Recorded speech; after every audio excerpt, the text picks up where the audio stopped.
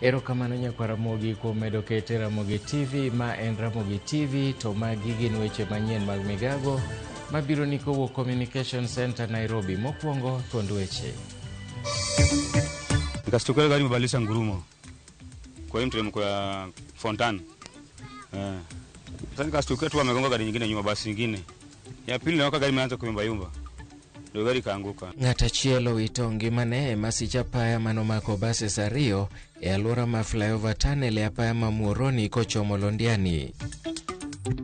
Jalar Compton piny Uganda gotiko mar NRM Yoweri Museveni otelo gi kwano ombulu mosekwan nyaka sani gatamalo 76.2 e kinde ma Bobi Wine luwe gatamalo 19.8. Wan bang' ten budget agenda manyichano wach Kilifi, wan e riwruok bang' jotendwa gima ne giyalo kendo wariwo gi gima wadwaro machielo en riwruok mabiro chopo nyaka grassroots. Jotend ODM e kaunti ma Migori osiro winjruok mane kuku mar ODM mong'ere kaka ODM Central Committee ochope.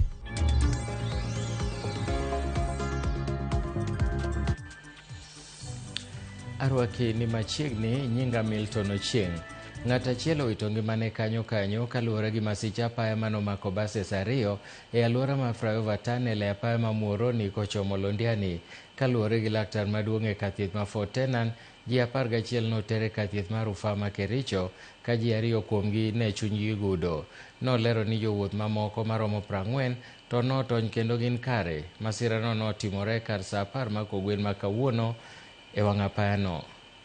Mbalisha ngurumo kwa hiyo mteremko ya Fontan. Sasa nikastukia tu amegonga gari nyingine nyuma, basi nyingine ya pili naoka gari imeanza kuyumba ndio gari kaanguka. Rishiti ya Climax na tukaingizwa kwa hii gari. Rishiti wakati nimeingia kwa hii gari tukachukuliwa rishiti, umesemekana wana confirm. Mimi sijaona rishiti yangu hadi saa hii. Out of the 45, 11 we have referred, 2 in critical condition, and the rest we sustained minor injuries which we managed to treat and we have discharged. There was one fatality at the scene of accident. Jalar Compton piny Uganda gotiko mar NRM Yoweri Museveni otelo gi kwano ombulu mosekwan nyaka sani koseyudo atamalo 76.2 mag ombulu. Kaluwore gi duoko mag yiero ma nyaka sani oselandi gi jatend duol matayo yiero e pinyno Simon Mugenyi, Bobi Wine luwe thuolo mar ariyo gatamalo 19.8. Nyaka sani mana ombulu milion 1.3 mosekwan kowuok e tesende luto ombulu 22,000. Centum Robert 1,312,047 represent 1,312,47,000 representing 19.85% of the total votes cast. Yoweri Tuhaburwa Kaguta Museveni 3,960,438 representing 76.25% of the total valid votes cast.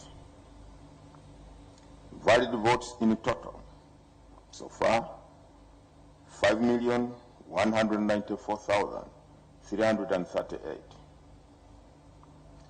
Invalid votes so far 129,441, representing 2.43% of the total votes cast.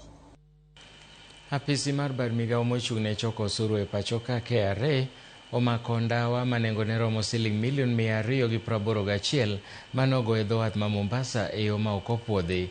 Kaluwore gi KRA, ndawa milion 9.3 mane opangi e boksi 937 ne ojuki e konteina maromo fut 40 ka chapa mane ogo e ndawano nyiso nolosgi e piny Sudan ka ndawa wuon to nowuok e piny mar Cambodia.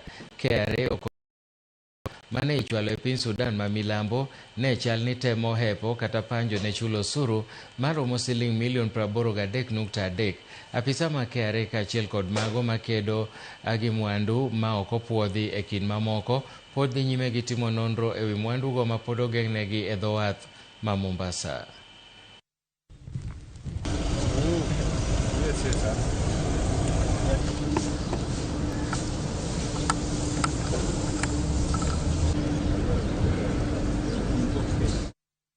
Jotend duond bura mar ODM e kaunti ma Migori osiro winjruok mane kuku mar ODM mong'ere kaka ODM Central Committee ochopo e kinde romo mar manotimore e kaunti ma Kilifi.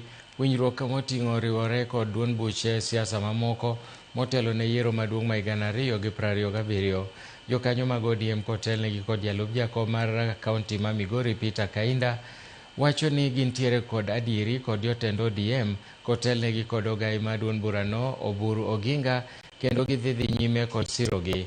Giwacho ni kaka jotend ODM e kaunti ma Migori gima duong' masani gitimo en rwako ji manyien e duond burano kaka yo mar tego duond burano ero e kaunti ma Migori kono.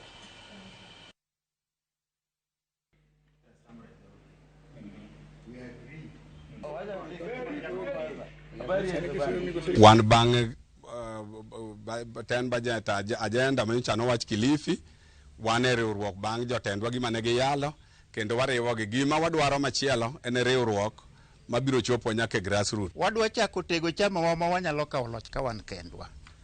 To ok ofulo ni kata ka walosore mondo wakaw loch kaka chama, to ok wanyal wuoyo gi chama mamoko.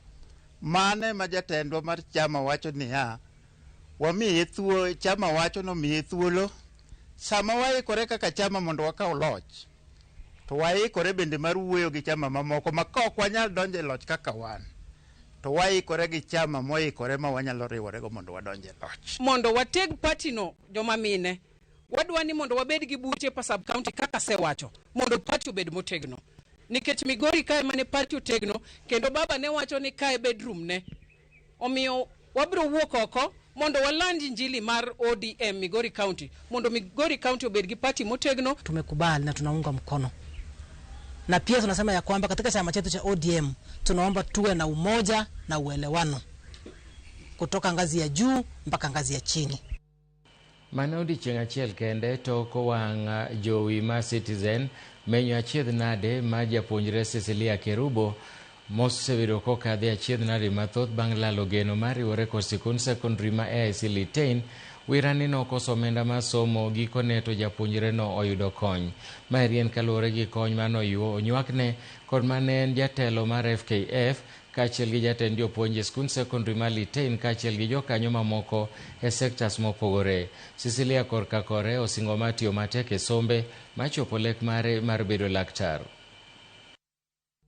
Yesterday it was a very sad day, but today it's a very happy day to get someone who can sponsor me during my education. I'm very grateful to all who proposed to support me. As a school, I want to say thank you to the teachers who supported me during this terrible journey, and to FKF, the president. I want to say thank you for all the help you have proposed to help me. Nashukuru kwa wale wote wa Samaria Mema wamejitokeza kusaidia mtoto.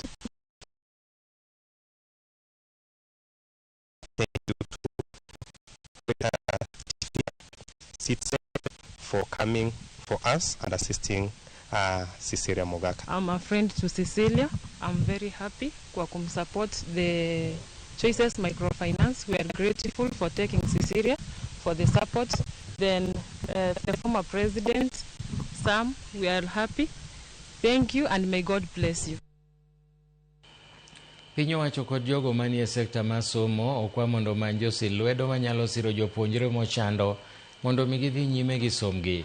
Jonyuol kod jopuonj mawuok yo Meru okwayo sirikal mondo obed gi yo mar yango jopuonjre maonge nyalo mar omenda kendo mondo mi omanynegi sir kaka yo maneno ni sombgi ok ong'ikore. Ne gilero ni jopuonjre mathoth pod ni pacho kaluwore gi rem yudo sir mag somo e yore mag omenda, kata obedo ni ne gitimo maber e piny mokalo.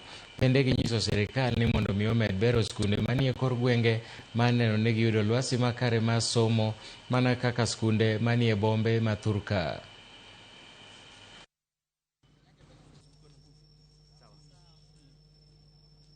Sijui kama watakama up with the policies. Kama ni kama Nditi SACCOS and other bonds zile ziko na uwezo. At least wao wakiwekewa kitu wakati wanakuwa registered, wao wakiulizwa kama ni upande wa sponsorship wanatenga kitu kidogo sakuwa kinasaidia watoto kama hawa who are coming from vulnerable families. I don't have enough money to support them to school. I don't have many things to take him to where he is going. So I am asking for the SACCOS and many other helpers to come and assist us to continue educating these people. Tungeomba serikali iangalie ione imenaro the gap katikati ya ile mashule makubwa ambayo kila wakati inapewa pesa mingi na yale mashule mengine inaitwa mashule madogo, so that mashule madogo yao na facilities, isiwe mtoto wote wanakimbilia mashule makubwa na kuna mashule mengine hapa mashinani lakini hayana facilities. Ndikruok ne opande cheno michwalo e kor gwenge gi ten migao mar arita pod dhi nyime counties ma Kaluo e sub-county ma Usonga. Kuom ndalo ariyo kende kwan ma ji maromo 1,261 osendikore. E ward ma West Kamagak e kachung'od bura ma Kasipul, oganda nowuok oko mar kawo pande. Nancy Anyango ma en nyar Alego kendo nigi ng'ol tok yudo masira manomaye bedene ariyo osebedo ka nigi pek mokalo mar yudo pande ka cheno ma kama obiro kaka resruok ne en. Cheno ma ndikruok ne opande osebedo ka dhi nyime counties ma Kaluo juma mokalo, kama ino ibiro keti e skunde mag chwalo cheno ni ne jopuonjre kochakore e kaunti ma Migori.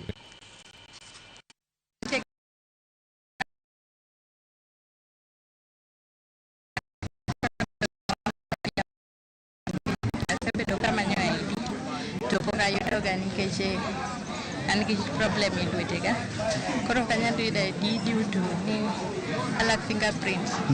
Koro asetemoga mang'eny kabisa to kanyalo yudo ID nikech fingerprint. Koro nakwayo ni an bo konya yudi ID abed kaka jomamoko.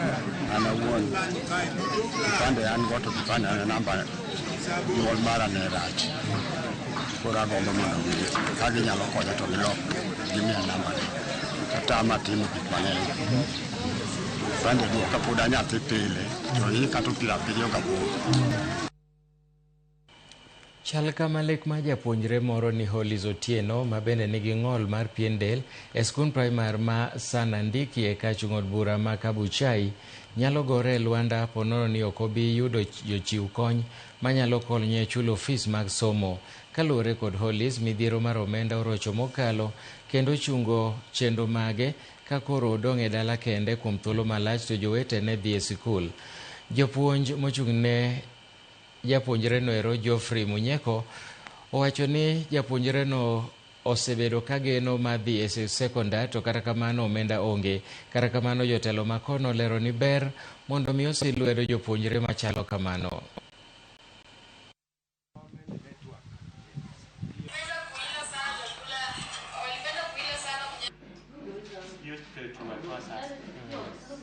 So mimi nilikuwa nataka support tu niendeleze masomo yangu, nikuje nikuwe engineer. Ndoto yangu mimi nikuwe engineer. Nilikuwa nataka tu kuomba support kama uko willing tu nisaidie.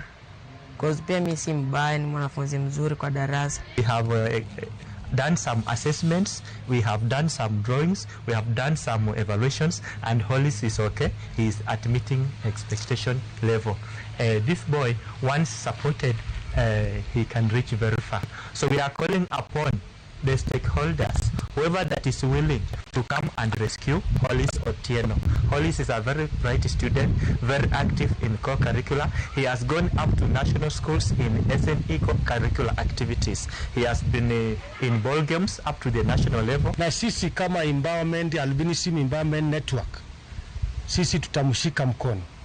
Na pia tunaomba idara yoyote, awe mbunge wa maeneo haya, hawa MCA wa maeneo haya, pia ashikilie huyu Hollis, kwa sababu in future atasaidia eneo hili la Sanandiki, eneo bunge hili la Kabuchai. Ma en Ramogi TV, to magi gin weche manyien mag migago waka oyueyo mokwongo. Kik idhi mabor, waduogo bang' thuolo machuok.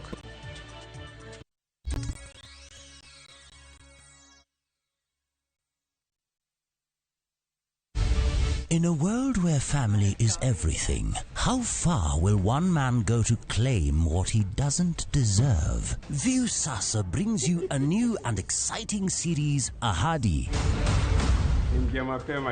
After years of lies, Hans, and often returns home, but the truth he's hiding could destroy everything. Will he inherit the riches or face a bitter reality? Visit viusasa.com today and enjoy exclusive dramas.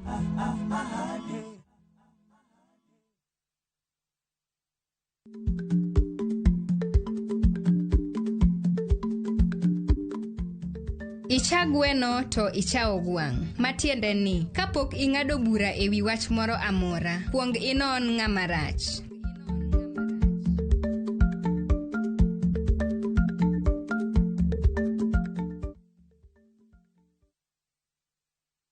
Igani nyaka ringe gi gari mamara, igani nyaka ugi ndege anbe, igani nyaka ugi ndege anbe. Igani nyaka gero ot minen, igani nyaka gero ot minen. Mondo yudi skiza tune mara thuma mar higani, idial star 860 star 416 hash. Ramogi TV eod jothumbe duto.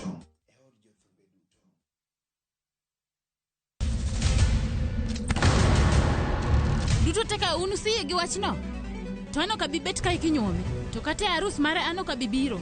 Ere kaka inyalo timre gosipna malich kamae. Kosiparo ni nen mana kende ka. An kamoro achiel kode. To joma ni kate bende ni kode. En chunje adek. Osiep. Hera.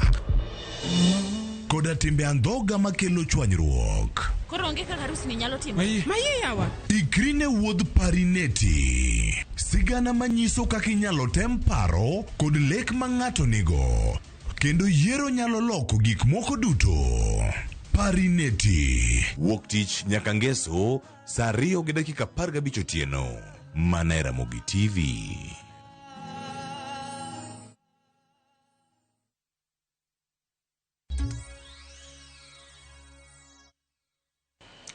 Machiegni kendo, jonyuol kod jokanyo mag sikund praimar mar Kaburet e ward ma Lwandanyi e kachung'od bura ma Sirisia obwogo mar loro sikundno kaluwore gi chal marach mare mar gedo ma kilese kod apise kod chope, gino mamiyo jopuonjre mathoth osedar kawuok e skundno. Giwacho ni nyaka ne japuonj maduong' masani donjo e skundno, onge dongruok moro amora mosetimore, ka jonyuolgo wacho ni japuonj maduong'no osemindni gomenda manoket thenge mar bero kilese kod chope mag sikundno. Gimedo ni onge mar cho osechuno jopuonjre machuo kod manyiri mondo riw cho, ka gimedo ni moko kuom jopuonjrego to sani dhiga konyore e bunge manie alworano, chal ma giwacho ni nyalo kelo muoch mar nyaldiema.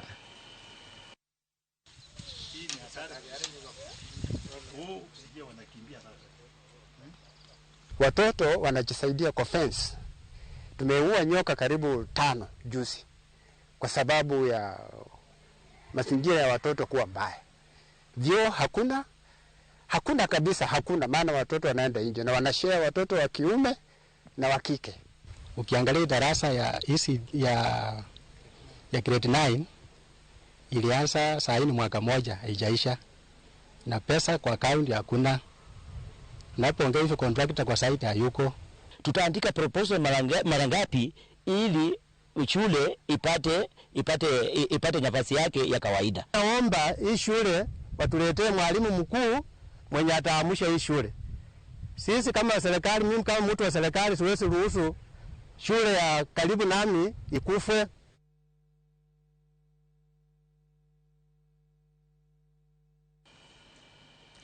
Joluo modak Baringo opwoyo kwe kod ber mar ohala e gwenge Jolang'o Magi wacho ni nyisogi hera ko kendo semiyo heli ni magi loko nyak e yo makelo negi geno. E sigana makende molosnwa kod Cynthia Onyango, joluogo leronwa kaka ne giyudore Baringo kod ber mar dak kanyakla kod ogendini mamoko mosekelo kwe e ngimagi kata obedo ni gwenge makono othor ng'e kod lweny kod tungni e kinde ka kinde. Dina Achieng' manyasa kwa Bondo e kaunti ma Siaya nochako dak Baringo ka ojahigni 9 bang' nyamin mare kele odag kode kendo nobedo ka mosomo mochopo kama obedo ng'ama duong' mochako hande mar rech ma osedhi maber kendo kelo ne yuto mabup. Sama orango chal mar yedhi ne kindeni e wang' Achieng' kata obedo ni luoro to osebedo mathoth e chuny oganda kaluwore kod moko kuom sigana mathoro yudore e gwenge ma Baringo mahinyo nyiso lweny mapek kod oro matuklu, en nomako geno kendo tiyo matek ma ochopo kama oloso mwandu ne owuon kendo gie sani ma e kare mar tich mohero kendo pod odwa dakie. Nabiro madagi nyaminwa mana dong kasetieko skul, nyaminwa nobiro nomiya pesa mana chako go biashara. To nagone Nyasaye erokamano kuom kaka nyaminwa nomiya pesa na machako go biashara. Mana neno ka notera maber. Bang' biashara no, naneno ka at least I improve. Nobiro go monitor kaka timo biashara no. Lakini neno ni koro ategne biashara no. Emomiyo naendelea. Mana bang' mano nadhi manyieo meli. An sani an gi meli 2 gi gari 1. Gi nyithindo 2 sani ma achiel kuomgi osetieko mbalariany, olero ni ngima osebedo maber kata obedo ni keny mare gi jalang'o to nosienyore kendo rumbore piny. Emolero ni pogruok e chal mar kido kod timbe oganda jolang'o. Kae an gi nyithindo 2 mana nyuolo gi jolang'o. Koro jolang'o neno ka atiyo matek. Mono ni wiya tek. Aise ni sawa. Kuneno ni okunyal dak koda. It's okay. Koro na manage nyithindago. Nyithindago di school. First born osetieko university. Second born ye form 4 sani. Agoni Nyasaye erokamano nikech ok nyaminwa ema noyawo wiya. Emomiyo achopo kuma ntin. Tenge matin, Peter Otieno ma wuod Kano Katolo bende dhi nyime kod tije mar welding masani olonyie, tich manochako bang' orak mare rumo e kinde kod sirikal, kendo gie sani tije oseloth, kendo ndiko jowetene mamoko ka bende odhi nyime kod tiego jowetene. Nabiro ka endi 2018 ka geothermal ne timo exploration mar geothermal wells, kure mana chake contract mabedo kodgi for 4 years, then aduoga chako koro mara owuon. Jotich ema yudo tek ahinya, koro chuno ni nyaka ikaw vijende moko mapod tindo ipuonjo tich koka onyalo tiyo kodi. Nikech jogi thothgi ok gihero tije matek ahinya, koro nyaka ipuonj ng'ato koka inyalo yudo ng'ama inyalo bedo kitiyo godo. Kwe maka bende nolombo chuny Liliana Nyango manyar Koyugi magisani ochako hande mar hotel. Ohala mowacho ni nochako bang' limo nyamin-gi kendo kwe kod hera manitiere alwora ni nojiwo chak yore mar yuto moyango ni sani dhi maber kendo konye ndiko jomoko bende. Jobaringo ka ok rach nyaka nabi kapok aneno richo moro. Gihero welo, sana joluo gihero. Welo mobiro kaka joluo girwako gi maber. Gipuoyo jolang'o magidakgo, kwe kod hera magiwacho ni jodak ma Baringo semiyogi ma osemiyogi thuolo mar dongore kendo chamo luchgi maonge fuere mang'eny. Kuma wadakie ni tarita ber. Onge shida moro mwaneno. Ndio gin kodwa mabor. Lakini kae to wan gi arita moro maber. Kendo girwakowa kaka wan jolweda e iye kae. Gi joma beyo, gionge gi shida gi jokabila mamoko. Wadak kod gi kwe, dho kuma nitiega shida en mbele kocha, yo East Pokot. Ema nitiega bandits kone minjo ka nitie ywaruok mag kwalo dhok sana gi jamni matindo gi. Lakini area ni to kwe, jo area ni johera, poka winjo wach mora marach e kindwa kodgi.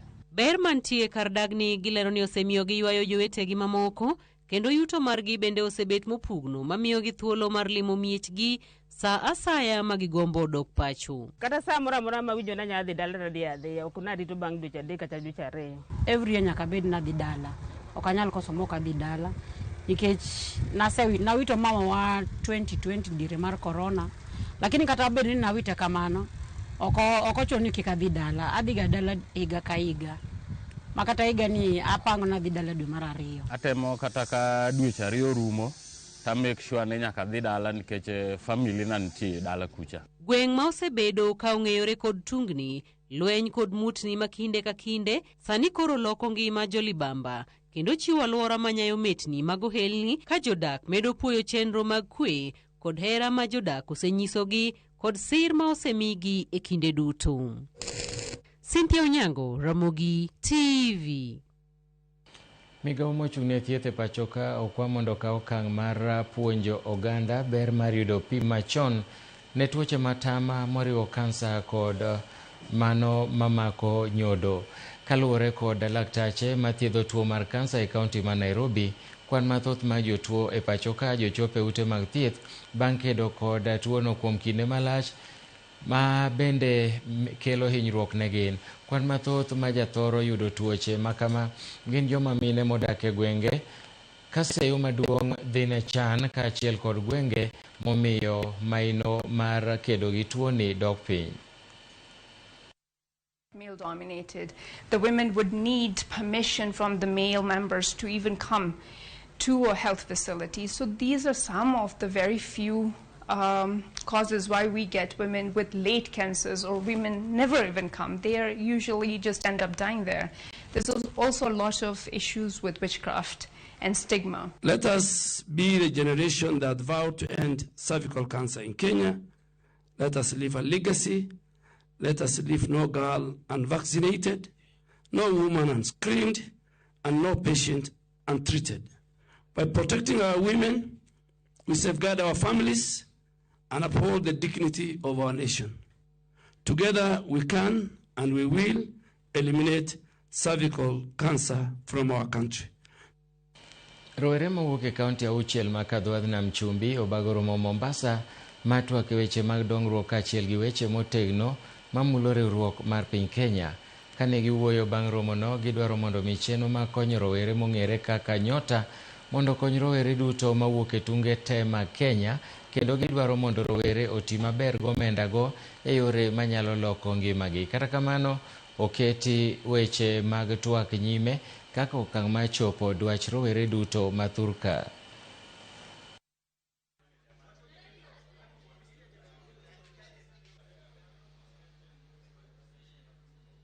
Wacha wale viongozi ambao wameanza huu mchakato wa kuleta watu pamoja, na sisi kama vijana tuweze kuhusika katika huo mchakato.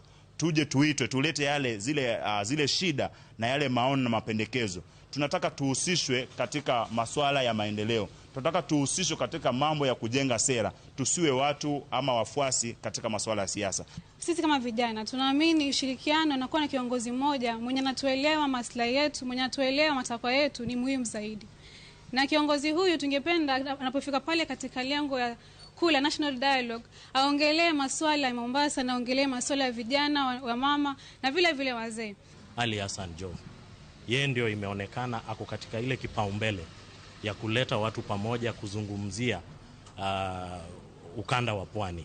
Ndio maana tunasema tunaamini kwamba sisi vijana na yale mambo yenye inatusumbua, tukiketi chini pamoja na yeye wakati atakuwa anafanya mazungumzo yake pale mbele, mpaka maoni yetu kama vijana. Manake wakati huu hatutaki tuambiwe tutakuja kuwafanyia. Sisi mtufanyie hivi na hivi na hivi. Familia more gweng' ma Stella mantiere Uriri e kaunti ma Migori gisani odagi luoro kaluwore gi lal mar watgi manolal chieng' tich ang'wen mar juma mokalo.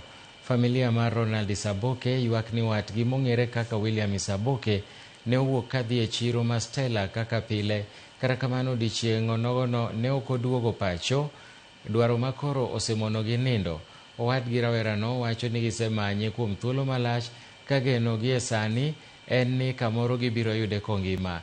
Gisani familia no kwayo ng'ata ng'ata monene mondo mi ochiw lipot e tesend obila ma Mukuyu. Nikachapisha pia makaratasi ya kumtafuta posters, ndio nikasambaza kila mahali. So tumekuwa na juhudi za kumtafuta kila siku hatulali. So tunaomba yeyote mwenye atampata, kuna picha tumeweka hapo kwa Citizen, ataangalia. Kama mmoja atamuona, atatujulisha. Atatupigia simu, nambari ya simu ni 07.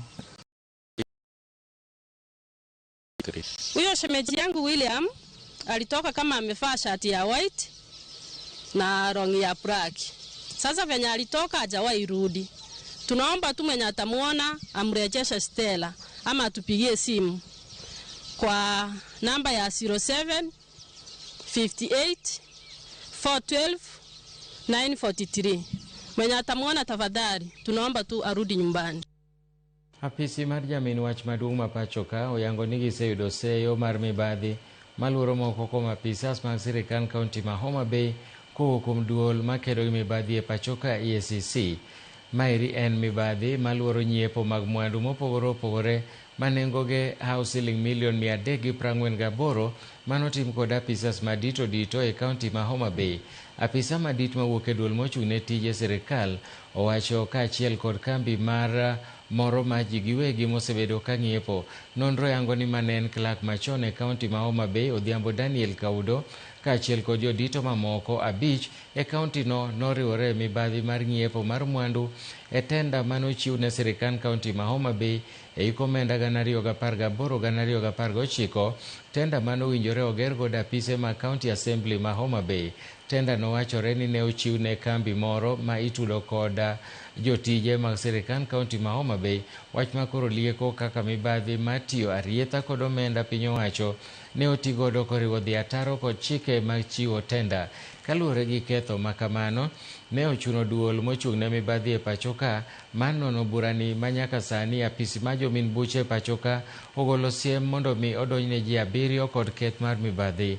Mano moriwo mane en clerk machon e sirikal kaunti ma Homa Bay Odhiambo Daniel Kaudo, mane en clerk e yor kojolo e kaunti ma Homa Bay Faith Adhiambo Apuko, Patrick Tunoi matiyo bwo duol mochung' ne tije e piny owacho, James Mumali Oyuko ma en director mar kambi mar Heartland Enterprises, kaachiel kod Mary Pauline Oduor ma en nas e osiptal maduong' ma Homa Bay ma bende en director mar kambi mar Heartland Enterprises Limited, mane en jatend migawo malo e kaunti ma Homa Bay Roslyn Anyango Odhiambo, kaachiel kod kambi ma ji giwegi mong'ere kaka Heartland Enterprises Limited. Achijego eko ibiro donjnegi kod ketho moriwo tiyo marach kod apisi, koso luwo chike matayo mich mag tenda, chiwo mag orak e yor timo tijno ero giwegi, nyiewo mwandu mar piny owacho e tok chik, kaachiel kod nyiewo mwandu mar piny owacho e yor ang'enge.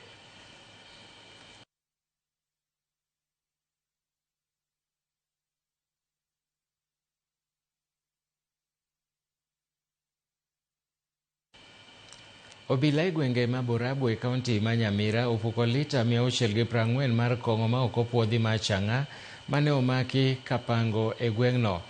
Kong'o nero mantiere e kubni 32 ma lita 22 ne nenore ka oseiki mar mondo mi oter ne joma ok ong'ere kapok noyudgi kod apisago. Apisago mag obila nogolo siem ne joma loso kendo uso kong'o ma ok opuodhigo e gwengego, ka giwacho ni biro kawnegi ondamo mager mar chik.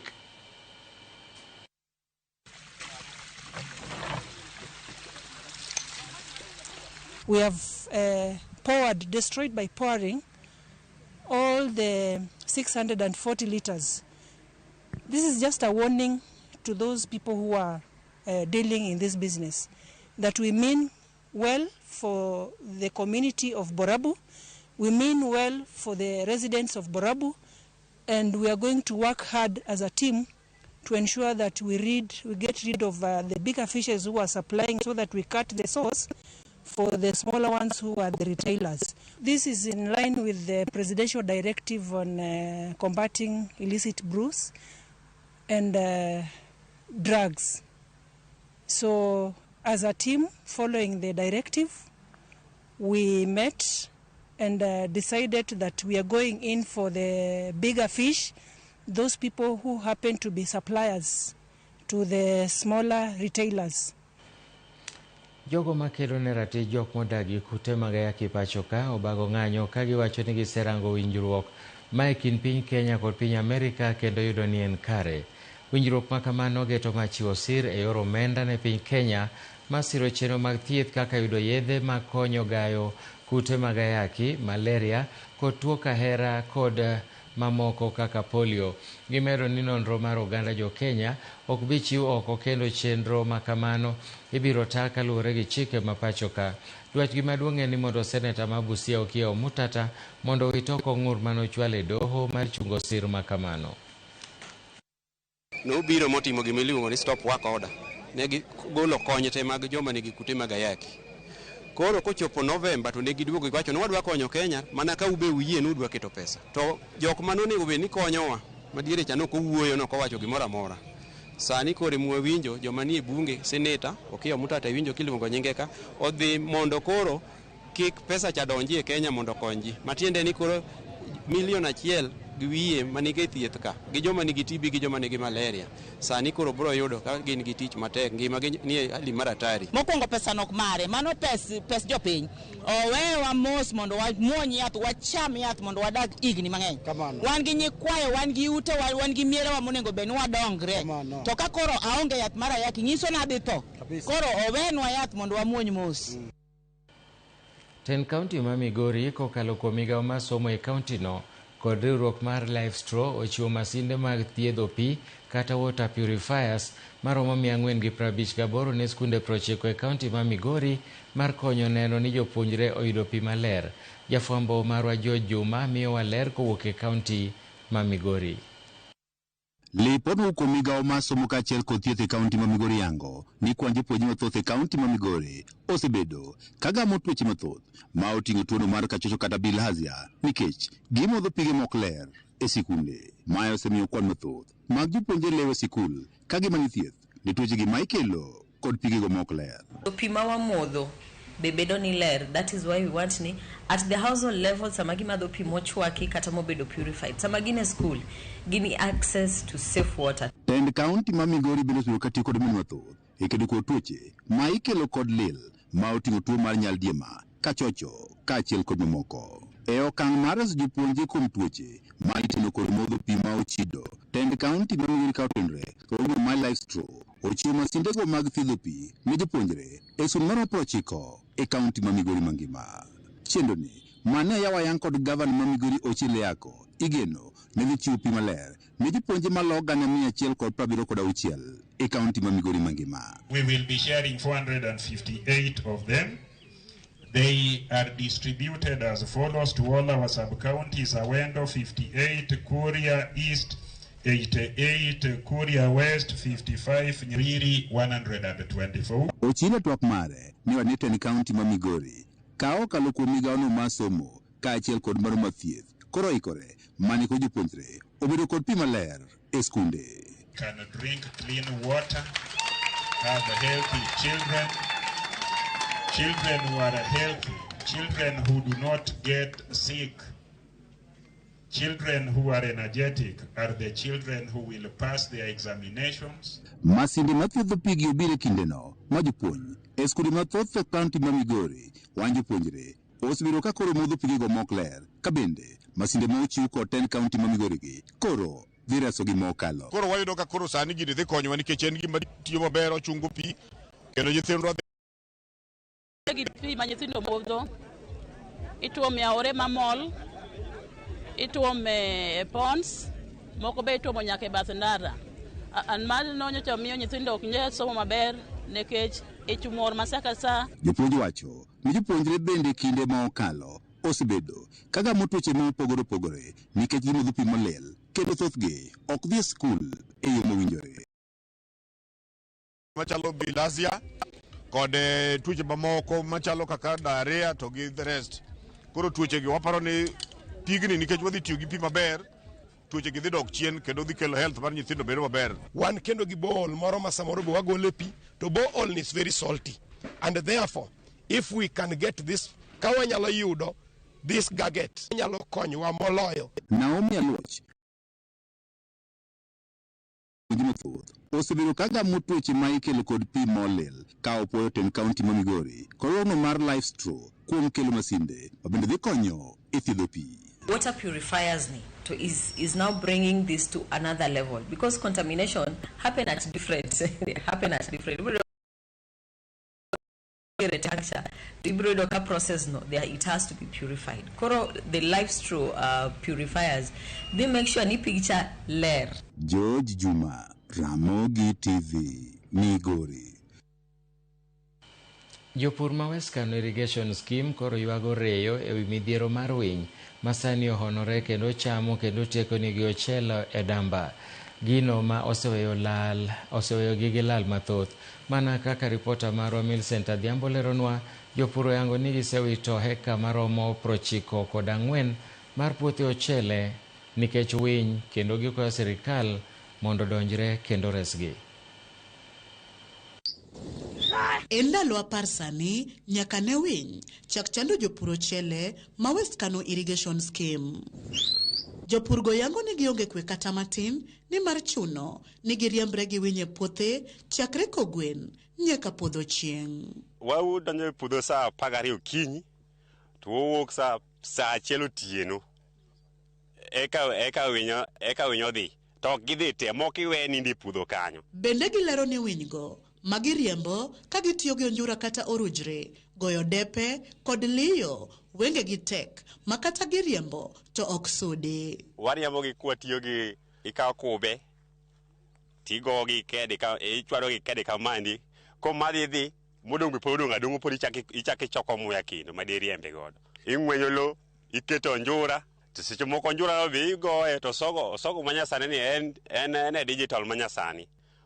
Misa. Ewi mano, gitelo ni winy go medo chiego negi adhola mar lal ma wiyo yugno ma kodh pe, rao kod tuoche nosemiyogi e puothegi mag ochele. Winyo ni kene ma ochele, winyo chama eka te kata pok yudo gimoro. King'iyo eka ska mako wete jogi oringo to ok oringo nini ticho inge mana winyo no. Alalo karibu 270 ikita ali eka riyo makata gimogole onge. Wadok chien waonge gimoro amora mwanyalo dok kode production. Eka dek apoteta gimanya tarajia nos 600,000.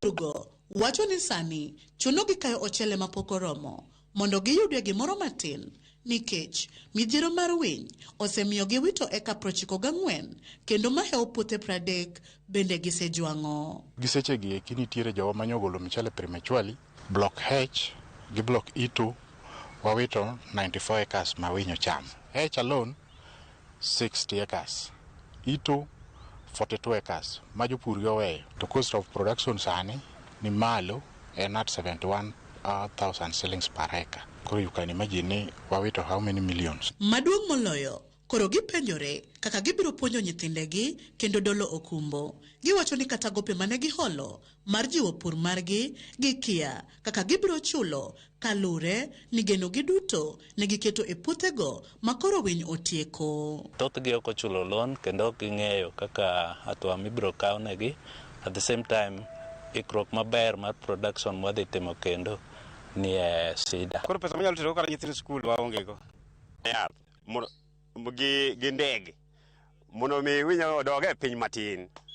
Tang'wa gone sirikal erokamano. Kamagi winj jogi nikech gidefend gi so much. Nikech ma chalo winj jok moko en miyo gi production in a way. Wanyalo timo production ne winjgi mondo winjgi ocham michendwa to gichulwa.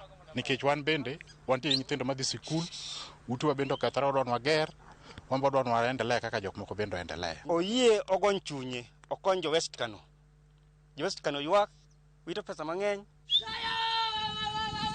Jopur ochele ma West Kano koro golo siem ne piny owacho ni ka ok gikawo okang' mapiyo mar resogi e lwet winy to puothegi dong' gunda, gino madhi medo hinyo ngimagi kendo duoko piny nyak mar chiemo. Millicent Adhiambo, Ramogi TV, Kisumu County. En thuolo mar kawo yweyo machielo, wan gi ote moko adek mapiyo piyo kae to wadhi e yweyo.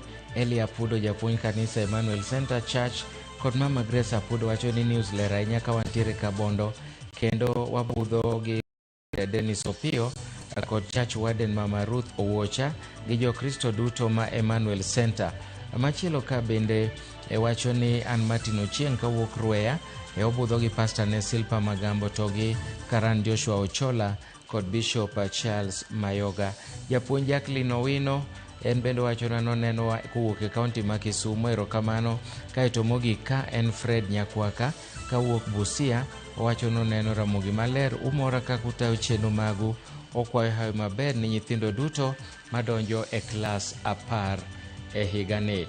Nyako Ramogi, wadhi e yweyo ka waduogo wan gi weche tuke.